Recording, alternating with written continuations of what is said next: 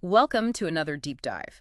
Today, we're embarking on a journey to truly understand something absolutely fundamental to life itself, the intricate hormonal regulation of calcium and phosphate metabolism. Yeah, these aren't just elements on the periodic table. Not at all. They're the bedrock of our physical structure and the unsung conductors of countless cellular processes. Absolutely. Our mission today is to go deep, unpack every key detail from our sources, and connect the dots so you can grasp this complex system with the clarity and precision of, well, an elite professional in the field. Indeed. We're talking about a system so remarkably precise, it responds to the minutest changes to maintain a delicate balance of these essential ions. This balance is critical not only for structural integrity, like the strength of your bones and teeth, but also for vital metabolic and signaling pathways that keep every cell in your body functioning optimally. Exactly. Think of it like a highly sophisticated, self-regulating biological system where hormones act as the master signals, ensuring every ion is precisely where it needs to be. We'll be exploring the dynamic pools of these ions in your blood, the master hormones that control them, their intricate dance with target organs like your kidneys, gut, and bones. And importantly, what happens when this delicate balance is thrown off? Our goal is for you to walk away not just with facts, but with a deep, integrated understanding of how these essential components work together. So let's dive deep into the world of calcium and phosphate. To kick us off, let's establish why calcium and phosphate are so incredibly essential. We all know they're vital for bones, but their roles extend far beyond structural support, don't they? Absolutely. While their structural roles in hard tissues like bones and teeth are paramount, their regulatory functions in metabolic and signaling pathways throughout the entire body are equally crucial. Okay. For example, inorganic phosphate, or PI, isn't just one simple molecule. It exists in your body as a mixture of dihydrogen phosphate and hydrogen phosphate, Ah, a right. characteristic that's important for its role as a key intracellular buffer, among other things. And before we delve into their regulation, where do these ions primarily come from, and how does the body get rid of them? Okay, so the two primary sources of circulating calcium and phosphate are your diet, through what you eat and drink, Makes sense. and your skeleton, which acts as an enormous, readily accessible store. Like a bank. Exactly. Mm. For removal, the main processes involve renal excretion by the kidneys, Yeah. effectively flushing them out, and bone mineralization, where they're incorporated back into new bone. Okay, let's unpack the forms they take in our blood, because it's not all just free calcium floating around, is it? No, it's quite nuanced. Circulating calcium exists in three distinct forms, each playing a different role. Roughly 50% is free ionized castia plus Al, which is the biologically active form. The part that actually does the work? Precisely. That's the part that performs functions in cells. Then about 45% is protein-bound calcium, primarily attached to albumin, Okay. which acts as a transport and storage mechanism. The remaining 5% is complex with various anions like phosphates, bicarbonate, and citrate. And phosphate, is that simpler? A bit simpler, yeah. Most circulating PI, about 84%, is in the free ionized form. Right. But a smaller portion, less than 20%, is protein-bound or complexed with cations like sodium and potassium. What are the normal ranges for these in our blood, and why is calcium's level so much more tightly controlled compared to phosphate? Good question.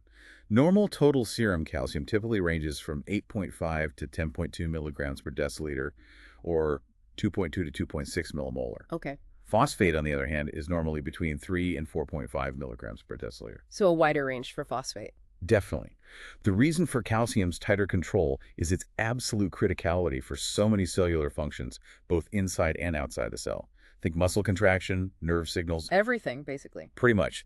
Its circulating levels are maintained within a remarkably narrow window, whereas phosphate levels can fluctuate over a wider range without immediate severe consequences. So if calcium is so tightly regulated, what happens if these levels go even slightly awry? What are the immediate consequences of too little or too much? Yeah, deviations from the norm, whether it's hypocalcemia, where total serum calcium dips below 8.7 milligrams per deciliter, Too low. or hypercalcemia, rising above 10.4 milligrams per deciliter. Too high. Right.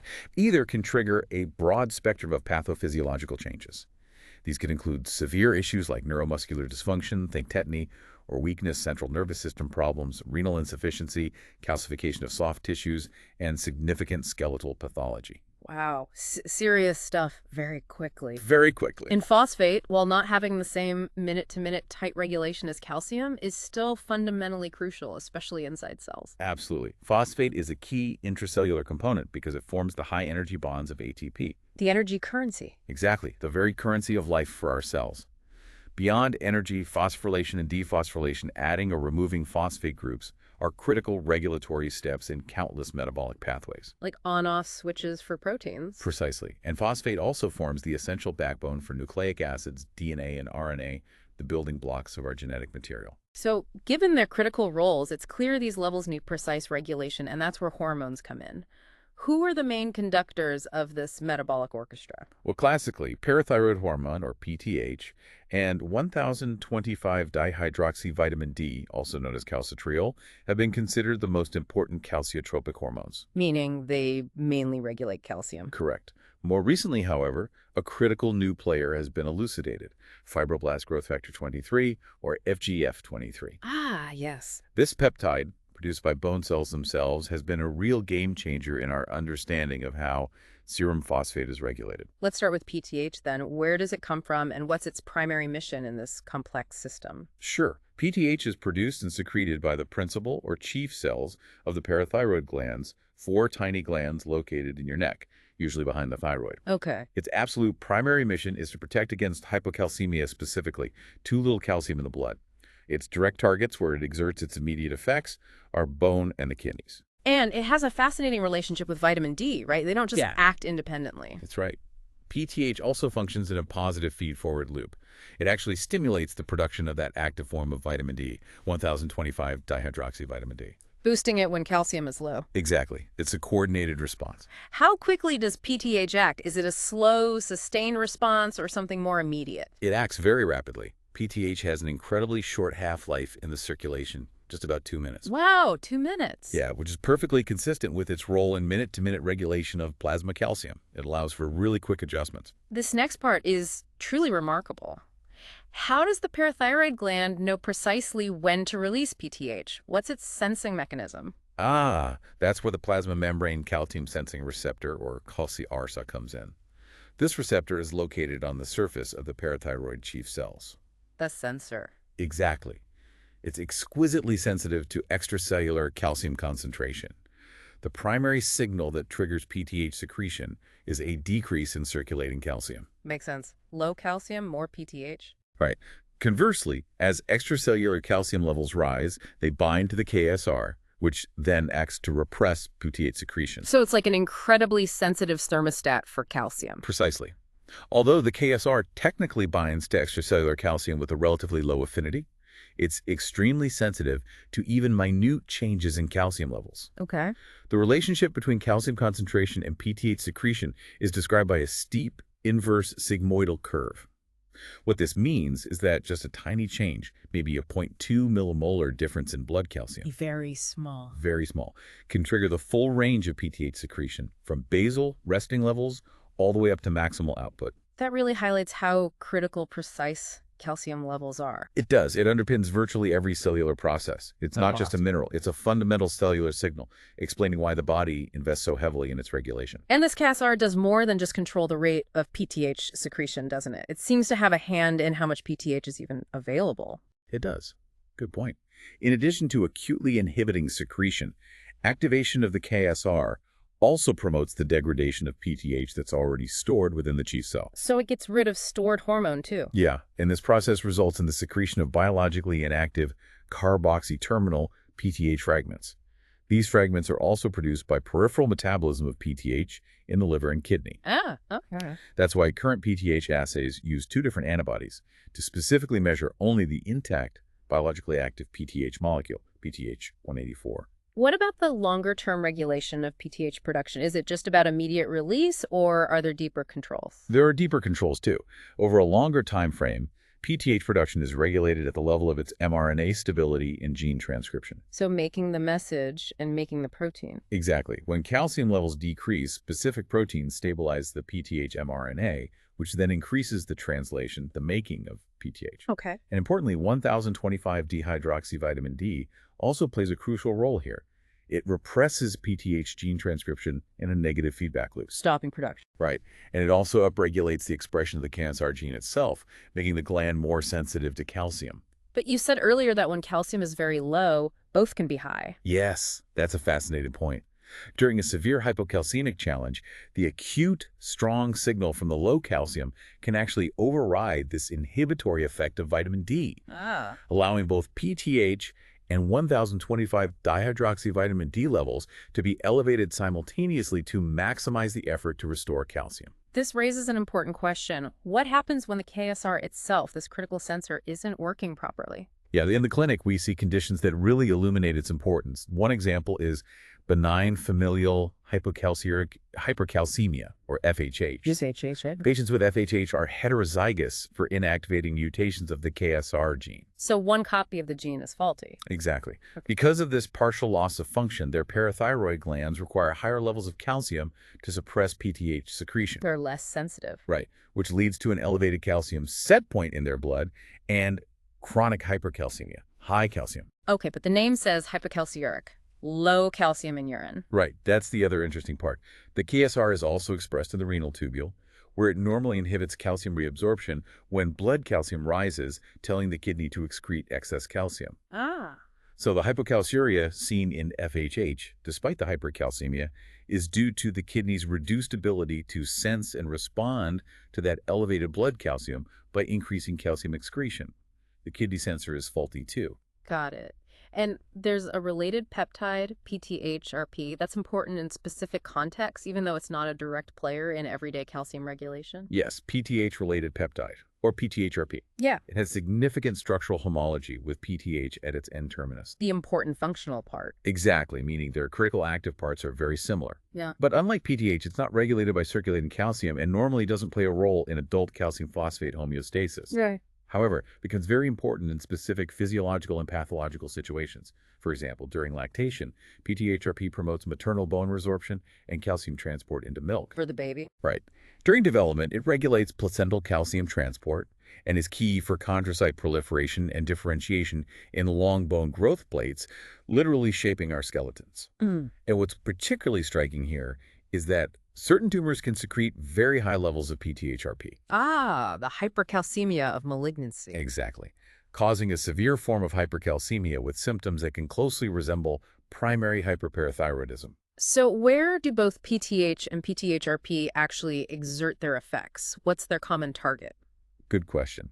Both PTH and PTHRP bind to the same receptor, the PTH receptor, or PTHR1. One receptor for both? Yes. This receptor is primarily found on osteoblasts and osteocytes in bone and in the proximal and distal tubules of the kidney. These are the locations mediating PTH's systemic actions on calcium and phosphate. Okay. It's also expressed in many developing organs, which explains why PTHRP has those crucial paracrine functions, acting locally, like in the growth plate for endochondral bone growth. Moving on to vitamin D. You mentioned it earlier as a primary conductor, but it's not active right away, is it? It's a pro-hormone. What does that mean? That's a crucial point. Vitamin D itself isn't biologically active. It's a pro-hormone because it must undergo 2 successive hydroxylation reactions, adding OH groups to become its active form. 1025 dihydroxyvitamin D, also known as calcitriol. Calcitriol, okay. This active form is absolutely critical for the absorption of calcium and, to a lesser extent, phosphate by the small intestine. Right. It also plays vital roles in bone metabolism and the kidney's reabsorption of calcium and phosphate. So where do we actually get this initial precursor, vitamin D3? Vitamin D3, or calciferol, is primarily synthesized from 7-dehydrocholesterol in the basal layers of your skin when exposed to ultraviolet B, or UVB, light from the sun. From sunlight? Yes. But dietary forms of vitamin D are also very important, particularly for individuals with higher melanin content in their skin, which reduces UVB penetration, Right. or those living at higher latitudes where sunlight is less intense for much of the year. Yeah. Institutionalized elderly patients who stay indoors and may avoid dairy products are particularly at risk for deficiency, highlighting the importance of both sun exposure and diet. Once it's in the body, how does this precursor vitamin D get activated into its potent form? It's a 2-step process involving different organs. First, vitamin D is transported from the skin or intestine to the liver. Okay, step 1. Liver. Right. Dietary vitamin D can reach the liver directly via portal circulation or indirectly via chylomicrons. In the liver, it undergoes its first hydroxylation at the 25-carbon position, yielding 25-hydroxyvitamin D. 25-hydroxyvitamin D, that's the one usually measured in blood tests, right? Exactly. That's the main circulating form and indicator of status. This hepatic 25-hydroxylase enzyme is generally not tightly regulated by the body's vitamin D status, meaning the liver pretty much processes what it gets. Okay. Then step 2. The second and most tightly regulated hydroxylation occurs in the proximal tubule of the kidney. Kidney. Crucial step. Absolutely. This is where 25-hydroxyvitamin D is hydroxylated at the 1-enzyme retection by the enzyme 1-hydroxylase, generating 1025-dihydroxyvitamin D. The active form, calcitriol. That's the one. There's also a competing 24-hydroxylation pathway that generates 24,025-dihydroxyvitamin D. Which is Essentially an inactivation pathway. It's a way for the body to break down excess active vitamin D or manage the precursor when levels are sufficient. How is that final crucial kidney hydroxylation the one that makes it active regulated, that 1-alpha hydroxylase? Yeah, renal 1-hydroxylase is indeed very tightly regulated. Parathyroid hormone, PTH, and low serum hypophosphatemia are its primary inducers. So low calcium via PTH and low phosphate both stimulate activation. Exactly. Both lead to increased levels of active vitamin D. Conversely, high calcium levels and 1025-dihydroxyvitamin D itself acting as a product feedback inhibitor will inhibit this enzyme. Makes sense. And FGF23, which we'll discuss more, also powerfully represses 1-hydroxylase activity. In fact, a reduction in FGF23 levels is actually thought to mediate the effect of hypophosphatemia on 1025-dihydroxyvitamin D production. Wow, okay, so it's a complex interplay. FGF23 connects phosphate levels to vitamin D activation. Precisely. It's a multi-layered control system. And how does this potent hormone travel through our blood once it's activated? It's fat-soluble, right? Yes, highly lipophilic. Vitamin D and its metabolites circulate primarily bound to vitamin D binding protein, or DBP. DBP, okay. This is a serum glycoprotein synthesized by the liver. Over 85% of circulating 1025-hydroxyvitamin D is bound to DBP. Why is that important? It's critical for 2 reasons. It ensures the transport of this highly lipophilic molecule through the watery blood. Like a ferry. Yeah, exactly. And it also provides a reservoir that protects against sudden deficiency and buffers against rapid fluctuations. So once 1025-dihydroxyvitamin D reaches its targets, how does it actually signal to cells and exert its powerful effects? Its primary actions are exerted by binding to the nuclear vitamin D receptor, or VDR. Nuclear receptor, so it affects genes. Primarily, yes. This VDR is a ligand-dependent transcription factor, meaning it only becomes active when it binds its specific ligand, 1025-dihydroxyvitamin D. Okay. Once bound, it forms a heterodimer with another receptor, the retinoid X receptor, RXR. This complex then binds to specific DNA sequences called vitamin D response elements, or VDREs. Near target genes. Exactly. Thereby directly regulating the expression of those target genes, turning them on or off, controlling the production of specific proteins involved in calcium and phosphate transport, for example. Okay, gene regulation. But you hinted at something else. Yes. What's truly fascinating here, in an area of ongoing research, is that the VDR is also expressed on the plasma membrane of cells. On the surface? Yes. And it's linked to rapid, non-genomic signaling pathways, like those involving G proteins. So faster actions, not just changing gene expression. Potentially, yes.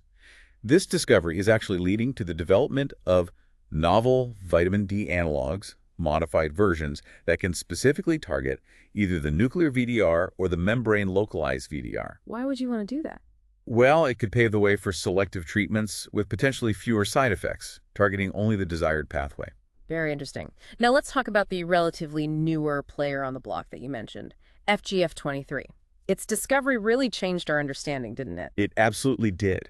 The discovery of FGF23, a peptide produced by osteocytes, those mature bone cells trapped within the bone matrix, was a true game changer. Why a game changer? Because it revealed that bone can function not just as structural support and a mineral store, but as a dynamic endocrine organ, directly influencing distant metabolic processes. I'm talking to the kidneys, essentially. Precisely.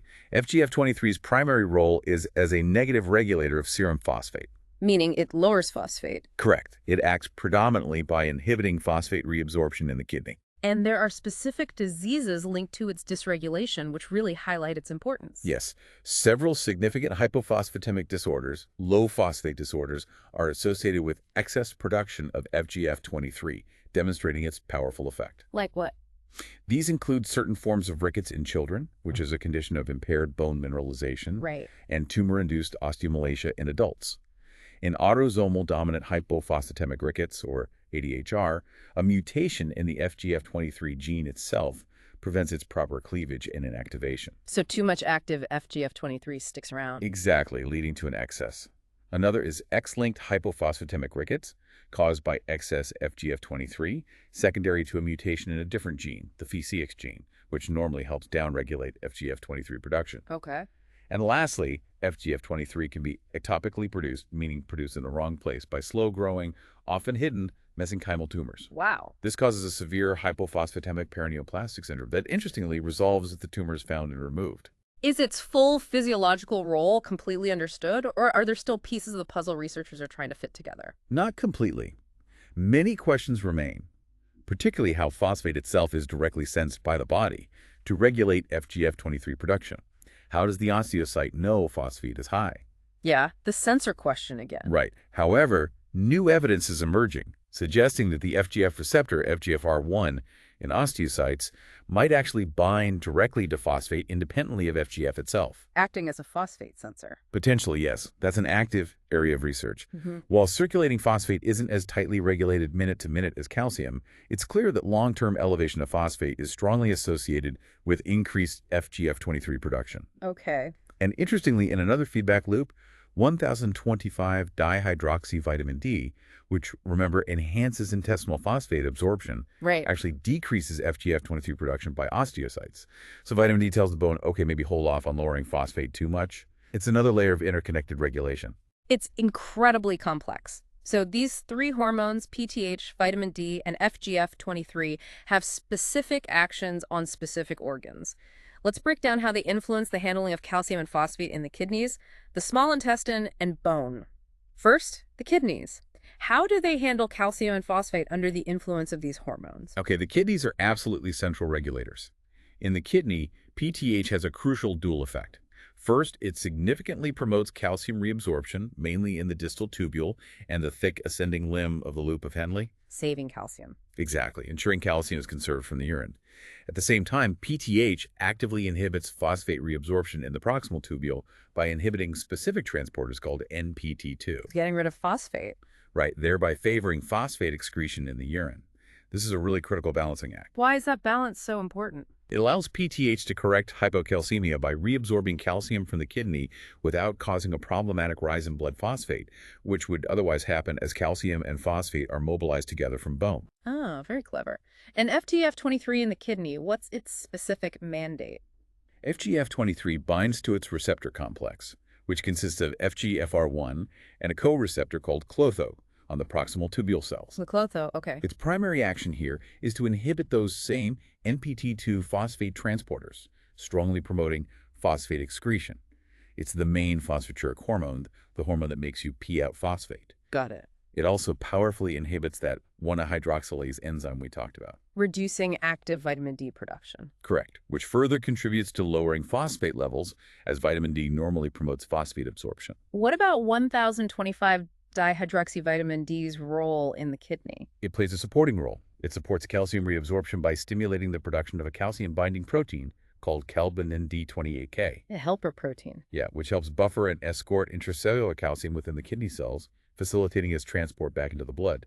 It also promotes phosphate reabsorption in proximal nephrons by stimulating the expression of the NPT2A transporter. So vitamin D wants to save both calcium and phosphate in the kidney, while PTH saves calcium but dumps phosphate, and FGF23 dumps phosphate. That's a good summary of their main effects there, yes.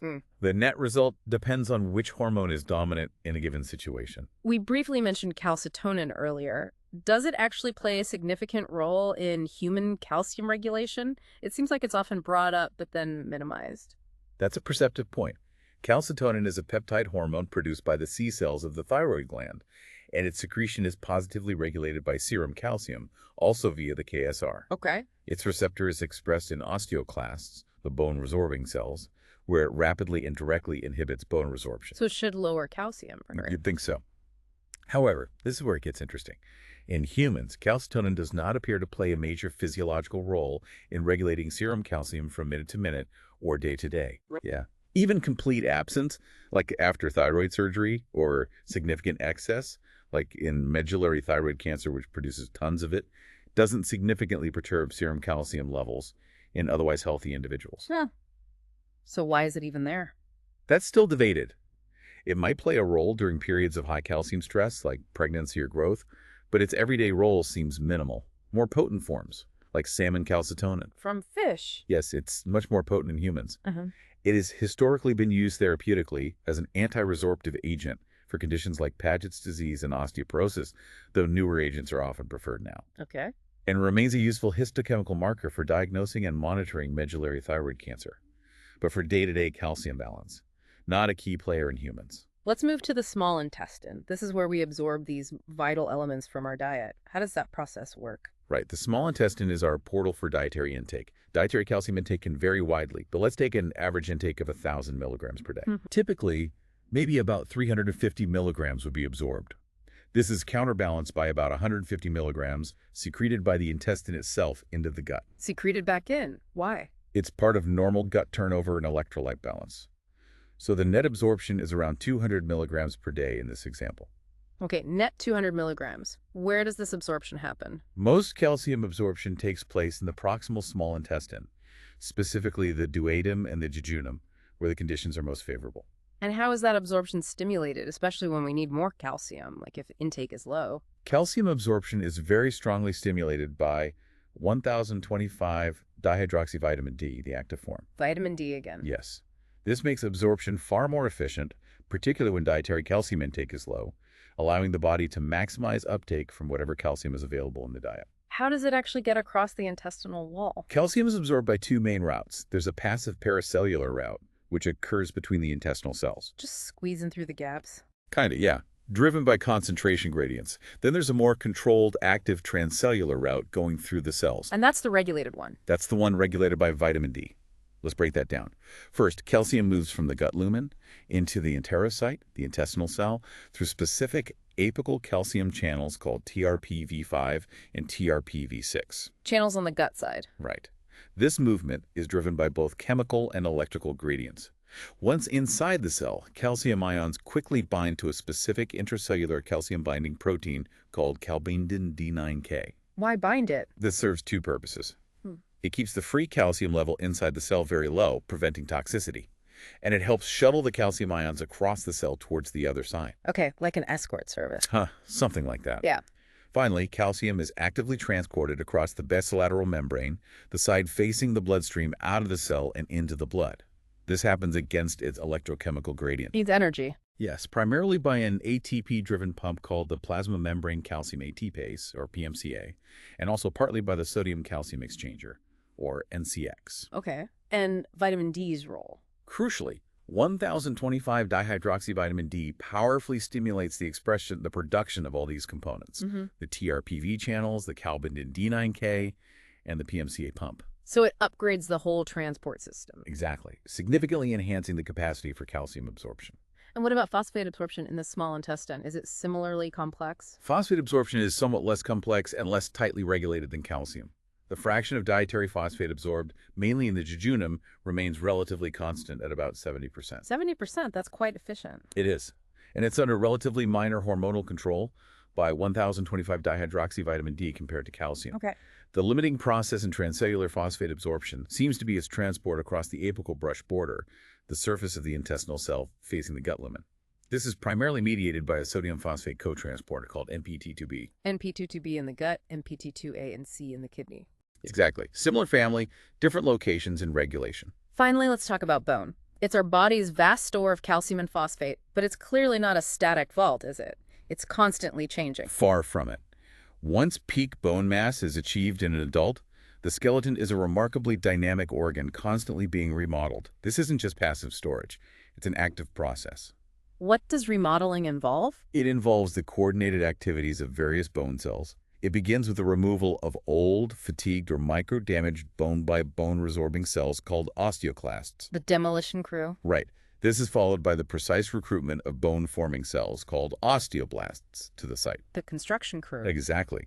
These osteoblasts then synthesize osteoid, which is an unmineralized bone matrix, kind of like the scaffolding.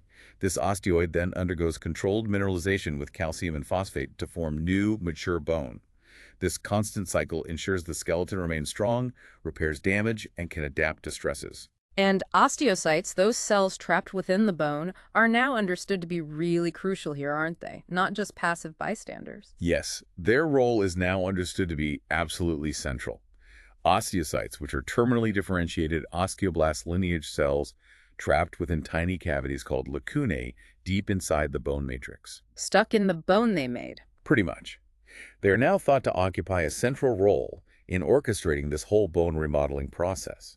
They are interconnected through an extensive network of dendritic processes, like tiny cellular wires. Communicating. Exactly, reaching all the way to the bone surfaces and communicating extensively with each other and with cells on the surface. They sense mechanical strain and signal where remodeling is needed. How is this intricate remodeling process regulated, especially the critical balance between forming new bone and resorbing old bone? In a healthy individual, bone formation and resorption are in a beautiful, precise balance, a state called coupling. However, this process can be finely modulated, tilted one way or the other, to achieve a net gain or loss of calcium and phosphate into the blood. Responding to needs. Right, and responding to various physiological demands like physical activity, dietary intake, age, and of course hormonal regulation by PTH, vitamin D, FGF23, and others. And if that balance is off long term, What becomes very clear is that chronic dysregulation of these ions, or their regulating hormones, invariably leads to pathological changes in bone, like osteoporosis or osteomalacia. Now, connecting this to the bigger picture of control, it has long been known that osteoblast lineage cells express factors that promote osteoclast differentiation. But recent genetic evidence has indicated that the osteocytes are actually the primary cell type supporting osteoclast differentiation in normal remodeling. the trap cells control the demolition crew. How? Here's how it works. Osteocytes produce a factor called macrophage colony stimulating factor, or MCSF. MCSF expands and helps differentiate early hematopoietic progenitors in the bone marrow into preosteoclasts, the precursors to the bone-resorbing cells. Okay, making the precursors. Then these preosteoclasts express a key cell surface receptor called rank. Crucially, osteocytes also express the ligand for rank, called RANKale, on their dendritic processes. The signal. Yes. When RANKale on the osteocyte process binds to rank on the preosteoclast, it triggers signals that promote their fusion into large, multinucleated osteoclasts and activates them. They become the mature, active bone dissolvers. So osteocytes use MCSF and RANKale to tell osteoclasts when and where to work. That's the essence of it, yes. So osteoclasts are the bone dissolvers. How do they actually achieve that remarkable feat of breaking down mineralized bone tissue? It's quite a process. Mhm. Once differentiated and activated, osteoclasts attach tightly to the bone surface, forming a sealed zone using integrin molecules. Yeah. This creates a contained microenvironment underneath the cell. Like putting a suction cup down. Exactly. Within this sealed zone, the osteoclast membrane becomes highly folded, forming what's called a ruffled border. This massively increases the surface area. From this ruffled border, they actively pump protons, creating hydrochloric acid, HCl, and secrete potent hydrolytic lysosomal enzymes like cathepsin K. Acid and enzymes. Right. This acidic, enzyme-rich microenvironment literally dissolves the bone mineral, the calcium phosphate crystals, releasing calcium and phosphate into the extracellular space, and also degrades the underlying organic bone matrix, the collagen. It's a highly efficient demolition process. Is there anything that puts a brake on this osteoclast activity? How does the body prevent excessive bone breakdown? Yes, absolutely. There's a critical inhibitory component built into this rank-rankle-L system.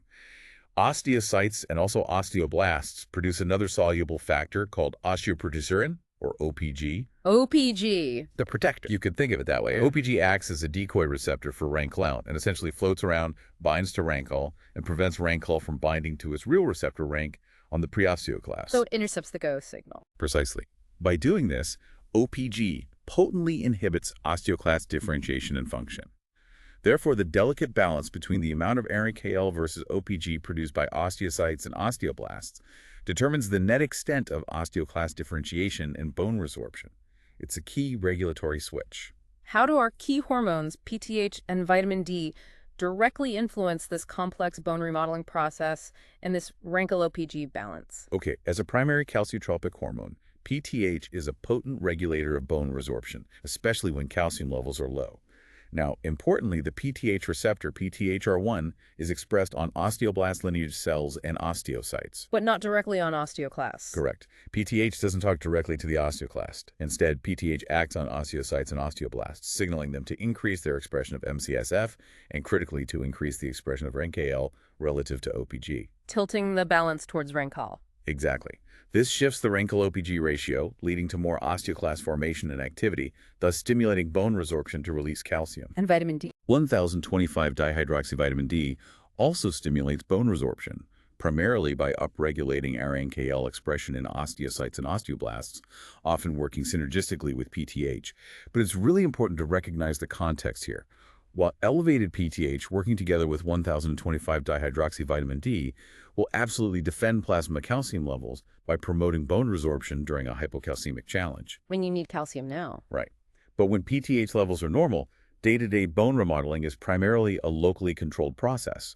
It's simply the continuous replacement of old or damaged bone with new, healthy bone, maintaining skeletal integrity, not necessarily driven by systemic calcium needs. That distinction is crucial. This field has seen some truly exciting therapeutic developments stemming from this deep understanding of molecular pathways, particularly for conditions like osteoporosis. Indeed. Unraveling these precise molecular pathways, especially the rank-Rankel-Pyge system, has presented remarkable new therapeutic opportunities. Like what? For instance, denosumab. This is a biological anti-resorptive drug. It's a humanized monoclonal antibody specifically designed to bind to and neutralize RANKL. Like a synthetic OPG, almost. Essentially, yes. It mimics the action of OPG, blocking the signal that tells osteoclasts to form and become active. It's available for treating postmenopausal osteoporosis and is proven to be a very effective anti-resorptive. It significantly improves bone density and, most importantly, reduces fracture risk. Yeah. And what's truly revolutionary on the other side of the coin to building bone is understanding how osteocytes regulate bone formation. We mentioned they sense mechanical strain. Yes. Well, osteocytes also produce a peptide paracrine factor called sclerostin, encoded by the SOST gene. Sclerostin actually inhibits a key bone formation pathway called Wnt signaling in osteoblast precursors. So sclerostin puts the brakes on bone formation. Exactly. It acts as a brake on osteoblast differentiation and activity. Now, when bone undergoes mechanical strain or when patients are treated intermittently with PTH, which paradoxically can be anabolic in low intermittent doses, sclerostin expression by osteocytes is reduced. This releases the brake on osteoblasts, allowing more bone formation to occur where it's needed. Fascinating. This deep understanding has led directly to the development of romosozumab. This is a humanized monoclonal antibody specifically directed against sclerostin. So it blocks the brake. Precisely. By blocking sclerostin, it removes the inhibition on osteoblasts, leading to a significant increase in bone formation, along with some decrease in resorption. This represents a major therapeutic advance, an anabolic agent for osteoporosis. Real breakthroughs from understanding the basic science. Beyond the primary calciotropic hormones, do other hormones play a significant role in bone health, particularly sex hormones? Yes, absolutely. Cotyl steroids, estrogens, and androgens, and adrenal steroids like glucocorticoids have profound effects on bone. Let's start with estrogens. Okay, 17-estradiol, or E2, which is the key estrogen, has very important anabolic or bone-building effects throughout life. It's a potent regulator of both osteoblast and osteoclast function. How does it favor bone building? It promotes osteoblast survival and activity, and it induces osteoclast apoptosis, programmed cell death, thereby favoring bone formation over resorption. And androgens, like testosterone. Androgens also have significant bone anabolic effects. Interestingly, part of this effect in men is due to the local conversion of testosterone to E2 directly within the bone tissue by an enzyme called aromatase.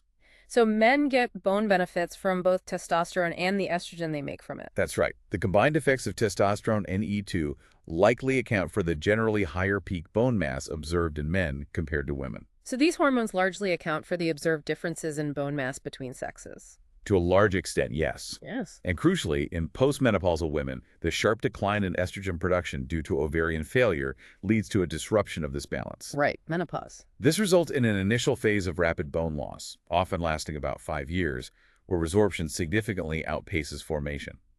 This is followed by a slower, age-related bone loss phase.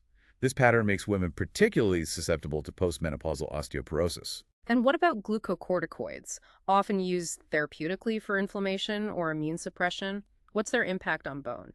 Glucocorticoids like prednisone or cortisol, especially at high therapeutic doses used long-term, have quite detrimental effects on bone. They do promote bone resorption to some extent and can inhibit intestinal calcium absorption. Okay. However, their most critical adverse effect on bone is the direct inhibition of osteoblast differentiation and function. They severely impair new bone formation. So they hit both sides, but really suppress building. Exactly. Therefore, patients treated with high levels of glucocorticoids are at significant risk for developing glucocorticoid-induced osteoporosis, often leading to fractures. They absolutely need careful monitoring and often prophylactic treatment to protect their bones. Now let's bring it all together. This is where the true understanding comes in, seeing the whole system respond. How does the body react in an integrated fashion when calcium or phosphate levels are disturbed?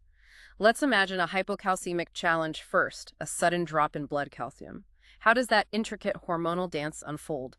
Okay, let's unpack this integrated response step by step because it really shows the elegance of the system. When there's a decrease in serum calcium, it's immediately detected by the KSR on the parathyroid chief cells. Step 1. PTH release. Correct. This is the first domino powerfully stimulating PTH secretion. Now, PTH acts on multiple targets simultaneously. Kidney first. Let's go there. In the kidney, PTH rapidly increases calcium reabsorption in the distal tubule and the thick ascending limb. Action 1, conserve calcium. Okay. Action 2 in the kidney. PTH inhibits those MPT2 phosphate transporters in the proximal tubule. This lowers phosphate reabsorption and increases phosphate clearance in the urine. Getting rid of phosphate while saving calcium? Exactly. Strategic move because bone release brings both. Now, onto bone. Bone mobilization. Elevated PTH stimulates osteocytes and osteoblasts to increase ARANKL expression relative to OPG. This ramps up osteoclast activity, leading to increased bone resorption, releasing both calcium and phosphate into the blood. This directly addresses the low calcium. Okay, calcium and phosphate coming out of bone. Right. Now back to the kidney for another PTH action. PTH stimulates the 1E hydroxylase enzyme in the proximal renal tubule. Activating vitamin D. Precisely. This significantly increases the production of active 1025-dihydroxyvitamin D. And what does active vitamin D do? Goes to the gut. Primarily. This newly increased 1025-dihydroxyvitamin D then acts on the small intestine, powerfully stimulating the absorption of both calcium and phosphate from the diet. More intake. And vitamin D also acts on bone? Yes, 1025-dihydroxyvitamin D also upregulates RANKL in bone cells, further amplifying the effect of PTH on bone resorption, making sure enough calcium is released. So it's a multi-pronged attack on low calcium. Exactly. The combined coordinated effect of all these actions, saving calcium in the kidney, releasing it from bone, absorbing more from the gut, all while managing phosphate, is to rapidly and efficiently bring calcium levels back to the normal range. That's a truly elegant system. What about a hypophosphatemic challenge when serum phosphate levels drop too low? How does the body restore that balance? Calcium seems okay, just phosphate is low. Right. Although phosphate isn't as tightly regulated second to second as calcium, the body definitely responds to low serum phosphate. How does it start? Okay, a drop in serum phosphate itself directly stimulates the 1-hydroxylase enzyme in the kidney. So low phosphate activates vitamin D. We said PTH does that too. It does. Low phosphate is another key stimulus. So low phosphate leads to increased production of 1025-dihydroxyvitamin D. Okay, and that vitamin D? That activated 1025-dihydroxyvitamin D then goes to the intestine and mobilizes both calcium and phosphate by enhancing absorption. Ah, but wouldn't absorbing more calcium raise blood calcium? Good point. As calcium levels begin to rise due to this increased intestinal absorption, that rise in calcium will be sensed by the KSR on the parathyroid glands. Which suppresses PTH. Exactly. The rise in calcium suppresses PTH secretion, preventing hypercalcemia and ensuring calcium levels remain stable. Clever. How does suppressing PTH help phosphate? Remember PTH's effect on the kidney. It inhibits phosphate reabsorption, so when PTH levels drop. Ah, the kidney reabsorbs more phosphate. Precisely. The drop in PTH enhances phosphate reabsorption in the proximal tubule, directly helping to restore serum phosphate levels towards normal. Okay, so low phosphate, more VIT-D, more Kpi absorption, higher Kthal, less PTH, more Pi reabsorption. Makes sense? Is that it? There's one more player, especially over a slightly longer time course. A sustained decrease in serum phosphate will also inhibit FGF23 production by osteocytes. Less FGF23, and FGF23 normally dumps phosphate. Right. So reducing FGF23 will further favor phosphate reabsorption in the proximal tubule, providing another powerful mechanism to bring phosphate levels back up. Wow. These integrated responses allow for the correction of hypophosphatemia while meticulously maintaining normal calcemia. It's another beautiful example of coordination. Let's look at vitamin D deficiency, which you mentioned is a common problem globally. How does that specific scenario affect this whole system, and what are the clinical consequences? All right, vitamin D deficiency is a really important clinical scenario. In essence, it creates a significant hypocalcemic challenge, but with a twist. The core problem is dramatically decreased gastrointestinal absorption of both calcium and phosphate. Can't absorb enough from the diet. Exactly. So the initial drop in serum calcium immediately triggers a compensatory increase in PTH. The parathyroid glands go into overdrive, increased gene expression, enhanced secretion, even parathyroid cell proliferation over time. Trying hard to raise calcium. Yes, and this high PTH also strongly upregulates the renal 1-hydroxylase enzyme. Trying to make more active vitamin D. Right, but here's the catch. In severe deficiency, there isn't enough 25-hydroxyvitamin D precursor available for the enzyme to work on. So even with the enzyme boosted, you can't make enough active calcitriol. Exactly. The levels of active 1025-dehydroxyvitamin D ultimately fall, despite high PTH. So what does a high PTH do then? Well, the secondary, persistently elevated PTH desperately tries to maintain calcium levels by mobilizing calcium from bone via RANKL and increasing reabsorption in the kidney. It might keep calcium near normal, barely. But it's the phosphate problem. Yes, because high PTH promotes the renal excretion of phosphate, the net result is often significant hypophosphatemia, low blood phosphate, even as PTH tries to fix the calcium. So low absorption of both, plus high PTH dumping phosphate. Precisely. Now here's where it gets really problematic for bone. Because both calcium and phosphate levels in the serum are effectively low, the product of calcium multiplied by phosphate in the serum is also low. Why does that product matter? That Kx pi product is critical for driving the mineralization of newly formed bone matrix, the osteoid. When it's too low, mineralization is impaired. Can't build strong bone. Correct. And the consequences depend on age. In children, whose bones are still growing, this leads to rickets. Rickets, what does that look like? It's characterized by defective mineralization at the growth plates, leading to abnormal long bone growth, classic bone deformities like widening of the wrists and ankles, a deformed rib cage, ricketic rosary, and often bowing of the legs due to the weakened bones unable to support weight. In adults? In adults whose growth plates have closed, vitamin D deficiency causes osteomalacia. This is essentially poor mineralization of the newly formed osteoid during normal bone remodeling. Bone turnover continues, but the new bone laid down doesn't harden properly. At soft bones? Effectively, yes. It can be visible as characteristic findings like pseudofractures or looser zones on radiographs. Severe cases can lead to profound muscle weakness, diffuse, often debilitating bone pain, and a significantly increased risk of fractures. A serious consequence of deficiency. And finally, what about the opposite scenario? Primary hyperparathyroidism, where PTH production itself is excessive and unregulated. Right, primary hyperparathyroidism. This is most frequently caused in maybe 80–85% of cases by a single benign tumor, an adenoma, in one of the 4 parathyroid glands. So one gland goes rogue. Exactly. It autonomously produces excessive PTH, irrespective of calcium levels. Patients typically present with high serum calcium, hypercalcemia, and, in most classic cases, low or inappropriately normal serum phosphate. Why low phosphate? Because the high PTH constantly tells the kidneys to excrete phosphate. Okay. So how does the hypercalcemia happen? It results from several mechanisms, all driven by the excess PTH. First, increased bone resorption due to the chronic PTH stimulation via RNNKL. Second, increased gastrointestinal calcium absorption, because the high PTH also leads to persistently high 1025-dihydroxyvitamin D levels. And third, increased renal calcium reabsorption. Bone, gut, kidney, all driving calcium up. Correct. The major symptoms historically were related to these effects: the increased bone resorption, the chronic hypercalcemia itself, and the resulting hypercalciuria, excessive calcium in the urine. What kind of symptoms? The classic, though now less common due to earlier detection, presentation involved bones, stones, abdominal groans, and psychic moans. Catchy. Break that down. Bones refers to radiographic signs of excessive bone resorption, sometimes severe, like osteitis fibrosis cystica. Stones refers to kidney stones, composed of calcium phosphate or calcium oxalate, which are common because the hypercalcemia leads to hypercalciuria, and the high phosphate excretion causes phosphaturia, concentrating the components in the urine.